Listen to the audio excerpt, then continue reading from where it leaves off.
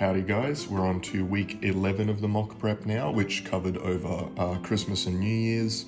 I dieted through those, continued tracking everything, brought my meal preps to them, which, probably will get a few jokes from family members if you're to do that sort of thing, but at the end of the day, they respect what I'm trying to do, and, they are just really happy to have me there for the family time, which is the important thing at the end of the day, isn't it?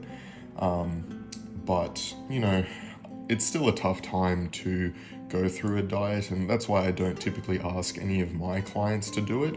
I typically just tell them to track their meals throughout the week and throughout the day as usual, and then whatever their Christmas lunch or dinner or whatever the one sort of party they're going to is, I tell them not to worry about that one. It's really not going to make a huge difference at the end of the day, but a mock prep, it is a practice round, but if you're not taking practice seriously, there's no point in doing it. So that's what we did. As a result, I'm now down to 87.7 kilos, I believe. No, 87.2. And if we look at the poses here, certainly looking very, very flat, but I'm okay with that personally. This is the leanest I've ever been, and my main concern is getting as lean as I need to. I've discussed with my coach, I knew from the start we weren't going to have the time to get truly stage lean this prep, but that leanness is my concern, and so lacking fullness here and there is just not something that bothers me. I'm trying to get striated, get that thin skin kind of look, and I do think week to week, especially as the water comes off post refeed and whatnot, I think that's what we're getting. The poses today, I think they are improving. Posing practice with and without the mirror still going well. I did these ones at about 4:30 in the morning, so the energy and mental focus isn't quite perfect there, but I think despite that, they're still looking pretty good. The positions on everything has improved. I've been practicing holding each pose and really trying to flex not only the relevant muscles, but all of the extra ones you can see as well.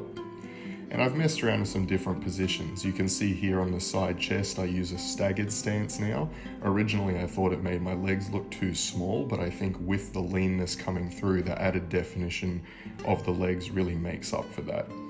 When we go into the ab and thigh poses here, I really think the midsection is just the best it's ever been, really crisp with the abs, and of course the vacuum seems to be my strong suit lately. And then we've got the L stance pose here with the more narrow feet. I do quite like this one, but I think I need fuller looking legs. I actually think the flatness detracts from that a little bit. As we swap to the other side, I use a staggered stance again. I think this one needs a bit more adjusting, but the midsection is looking pretty good on it. I keep the staggered stance there for my, I sort of start with a front double biceps and then twist into a back double biceps. This twisted pose on this side isn't quite where it needs to be, but especially on the other side here, I think I've found something nice with it, where I sort of do this sweeping transition into a bit of triceps, followed by a back double biceps, and then extending the one arm, and I just really like that transition.